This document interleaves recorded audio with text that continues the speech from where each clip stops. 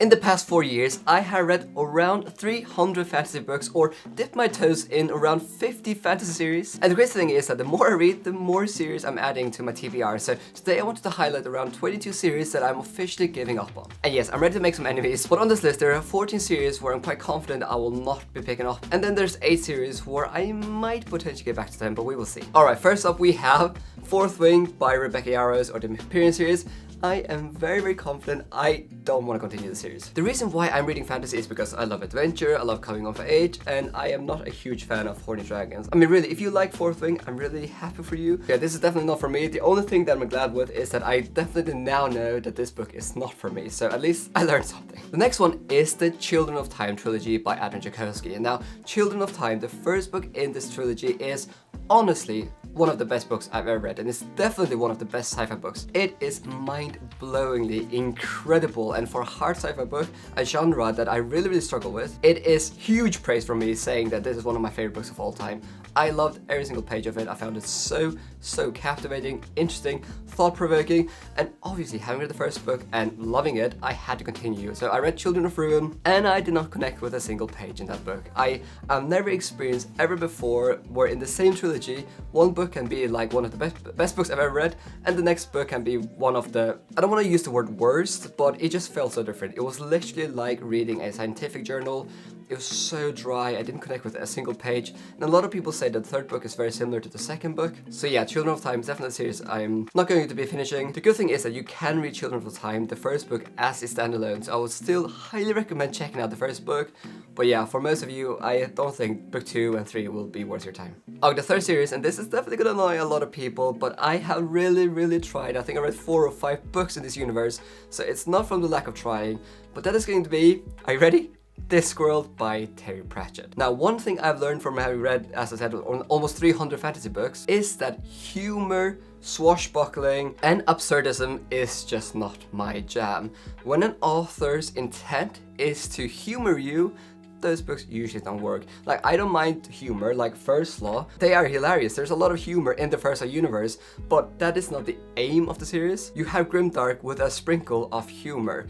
Discworld is like humor and absurdism first and foremost, and those kind of books just don't work. And as I said, I read 4 or 5 books in this universe, and I've only really enjoyed more. So unfortunately, I'm gonna be letting Discworld go. Next up, we have a series I tried this year. It's called Fallen Gods by Hannah Kaner. The first book is called Godkiller. Now, there's been quite a lot of hype about this book, and I loved the concept. And these are actually also relatively short, which is quite refreshing in epic fantasy. But unfortunately, I just found the characters to be a bit too dry, and while the concept is interesting, I didn't find the plot and writing style that engaging. So unfortunately, I'm also letting this series go. Next up, we have Deobad by S.A. Chakraborty, also a massively popular series, and we actually read the first book for the Viking book club on my Patreon. Now, I'm really glad I read the first book. I thought it was very fresh. The setting felt so unique, and there's a lot of things I really enjoyed about it, especially the world building. But unfortunately, romance feels like it's quite a big part of this. And also the politics, while I do love political fantasy, I just found it quite confusing. So yeah, I really struggled to get invested into the story, and ultimately I don't think this is gonna be a series for me. Alright, do you remember how I said I don't really love swashbuckling, fantasy, humor and stuff like that?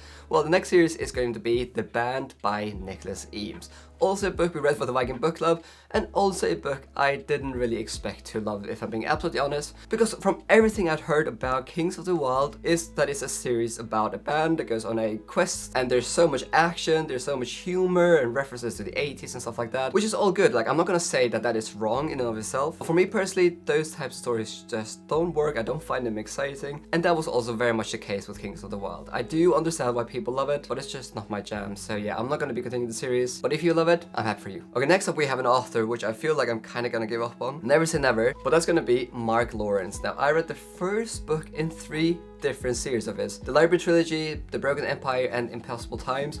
And while all 3 books have been alright, I mean, they haven't been bad, none of them have really captured me. I think I've given all 3 books in those 3 series 3 stars. Now, so many people say that Book of the Ancestor is the best one, and that is one I need to check out.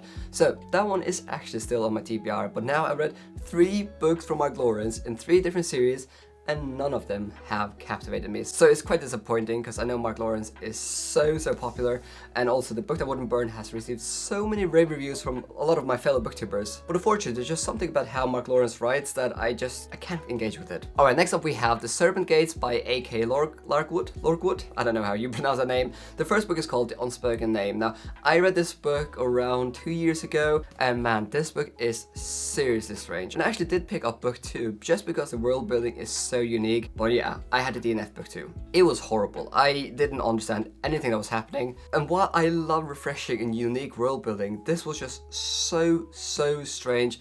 And a lot of the characterizations, a lot of the plot choices, I was just thinking, like, what is the author actually trying to accomplish here? And I just didn't understand it. So unfortunately, I'm also letting this series go. Alright, on 9th spot, I think, if we count Mark Lawrence as one, is also a massively popular series that is going to be Cradle by Will White.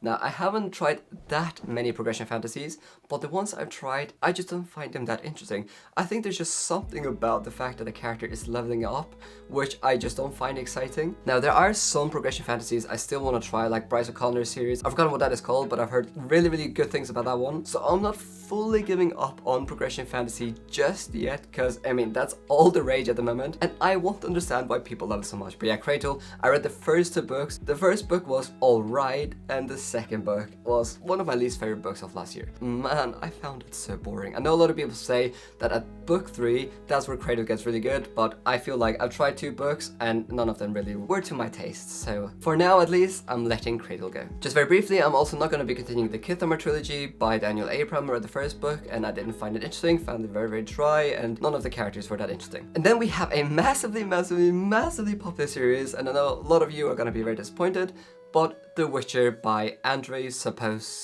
Sapkowski? I don't know how you pronounce that last name. I think that maybe if I had played the video games or watched the series, then maybe I would have a better time with this one. But I'm also wondering if there's something with the translation, because I read the first book, The Last Wish, which is a short story collection. A lot of people say that's the best book in the series, and I really struggle with it. I didn't really find any of the short stories interesting, and while I did find the world building to be fascinating, there was just something that lacked to make me fully immersed. And a lot of booktubers and reviewers that I trust say that the full-length novels are very similar or around the same kind of quality, and if I didn't enjoy The Last Wish, which a lot of people say is the best book in the series, then I probably won't enjoy the other books. But yeah, let me know if I'm wrong here. Maybe I should pick back up The Witcher, but I've heard from a lot of people that if I don't enjoy The Last Wish, it's very unlikely I'll enjoy the other ones, but I might be wrong. And then also very briefly, The Pact and the Pattern series by J.T. Greathouse. This is an arc, but this book is called The Hand of the Sun King. I read this around 2 years ago, and I thought it was alright, but I didn't find it that interesting. And again, it's one of those books that hasn't really stuck with me. I barely remember anything, and I also remember when I read this book, as soon as I had finished it, it felt like one of those books where the book was alright, but I just kind of knew from that point that this wasn't going to stick with me, and it hasn't. I don't really remember almost anything about this one, so yeah, I don't think I'm going to be continuing the series anytime soon. And then we have The Radiant Emperor by Shelley Parker Chan, which is a duology. The first book is called She Who Became the Sun, and I actually really enjoyed a lot of things about the first book. I found it very interesting. I love a good underdog. I love a good coming of age. And unfortunately, while there were some really interesting underdog tropes and the setting was brilliant, Shelley Parker Chan also really wanted to focus on romance and sex, which are just not my jam. I didn't really enjoy, like, especially a couple of scenes which were just way too explicit for me. So yeah, I think it's just one of those books again where there's nothing inherently wrong with it, it's just not my type of jam. And the last book, which is kind of a definite series I'm planning on not reading, is going to be another series which I hope at this point you'll kind of understand, but that's going to be Murderbot by Martha Wells. I mentioned a couple of times here, but books that aim to humor you, to entertain you, to make you laugh. I don't know what it is, but those series just don't work for me. I don't find them interesting, I don't find them exciting, and I really don't understand the hype for Murderbot. Yeah, maybe the concept is a bit interesting, but there's barely any story there, and none of the jokes that Murderbot had really landed with me. So, if you love Murderbot, I'm happy for you, but yeah, it's one of those series. I tried the first 2 novels, and both of them were meh. Alright, but then I also want to highlight 8 series where I don't really expect to ever be continuing, but I haven't fully taken them off my list because there were enough things in the first book that I might be willing to continue. But the first one is going to be The Gale Song by Shauna Lawless. Now, I read this first book a year ago, or a bit more than a year ago, and I actually thought it was really, really well executed. If you like historical fantasy, and if you're looking for something that is Irish inspired and has a lot of like mythology, which is a big part of this one, then I would definitely recommend this one. My wife, she loves the series. She's read both of the first books, and the novella is one of her favorite ongoing series. And when I read this book, I kind of was like, yeah, I kind of understand why people love this. It's really well written, it's very interesting. But for me, I just usually prefer a bit of more of an epic setting. And I also found the general setting to be quite grey and not as exciting. But Shauna Lawless recently came out with a novella, and I'm actually tempted to give that one a try. And if I enjoy it, I might pick up book 2, we'll see. Okay, the next one is also a maybe, but it's actually a book I finished a week ago, but that's gonna be The Burning by Evan Winter. The first book is called Rage of Dragons. Now, I was confident that this was gonna become one of my new favorite series, because almost everyone says it's very, very similar to The Faithful and Fallen Up Here, which is one of my favorite series of all time. I love John Gwynne. Whenever people compare anyone to John Gwynne, you know you have my attention. Now, I enjoyed Rage of Dragons. I loved the setting. I thought the protagonist was interesting, the plot was interesting, but man, there were so many training sequences and the focus on action. I mean, there is so many battles, there's so much action, and just the relentless hunt for getting revenge, it just became a bit too much. Honestly, I think that if Rage of Dragons had 1 or 2 more POVs, it would probably become one of my favorite series, but I just felt like the plot and the narrative became a bit monotonous. The next one is Hyperion. Now, Hyperion has become one of my all-time favorite books. Incredible book. It's literally one of my favorite books, but I'm actually really worried that by reading book 2, that will diminish my experience of the first book.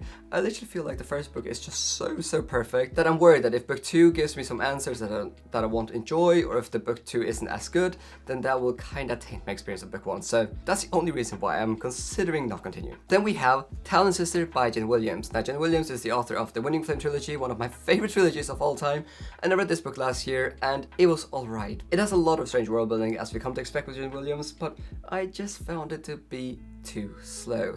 Now, this is a duology, so I only have to read 1 more book to actually finish the series, and I love Jen Williams, so I might pick it up when it comes out, but as of now, I don't really feel that excited about book 2. Then we have The Roots of Chaos by Samantha Shannon. Now, I read A Priory of Orange Tree a year or 2 ago, and there were many things I loved about the first book, but I also had some pretty significant issues with book 1. Now, a lot of people say that this book is even better, and I believe it's set like 400 years in the past, or even 1,000 years. It's totally like a new story, and I love the world building in this series. So that's the only reason why I'm kinda interested in potentially giving this one a go. But yeah, it's been like a year or 2 since I picked up The Priory of the Orange Tree, and this book has never called my name yet. So yeah, let me know if I didn't enjoy The Priory of the Orange Tree that much. Do you think I'll enjoy this one? Okay, 2 more series to go, and I think some of you will be surprised that this wasn't a definite. That's gonna be Malazan by Steven Erikson. I've actually tried the series twice. I read up to the halfway point of Deadass Gates twice, and I wanna love the series. I've said it so many times, I want to love the series, but I just haven't. I find it overly confusing, I don't relate to any of the characters, and it's just so strange. But again, so many people that read the series says it's a life-changing experience, and I want to be in your camp, so I am kind of tempted to give it a 3rd try. But yeah, let me know if you want me to pick up Malazan again. And the last series on this list is going to be The Silent Gods by Justin T. Cole. Now, I read the first 2 books, and I love these covers. But yeah, I actually really enjoyed Master of Sorrows, and the second book, Master Artificer, was a bit of a disappointment. I felt it was information overload, too many training sequences, and yeah, it was just way too long. And I think it's been like 2 years since book 2 came out, and there hasn't really been any updates on book 3, so I'm not really sure what's going to happen with the series. Now, I love ambition when it comes to fantasy, and Justin T. Cole has in the past talked about writing, I think, 3 quartets in this universe, so he kind of wants to write 12 books in this universe, which again, I love the ambition, but at the moment, especially after I have read book 2, I just don't feel that excited about it. But yeah, maybe when the 3rd book comes out and people say it's incredible, I might get back into the series, but we'll see. Let me know which series you think is the most controversial on this list. I think it must be Discworld, since that is one of the most popular series of all time. But yeah, there's so many books to read, and if you want to know how you can get access to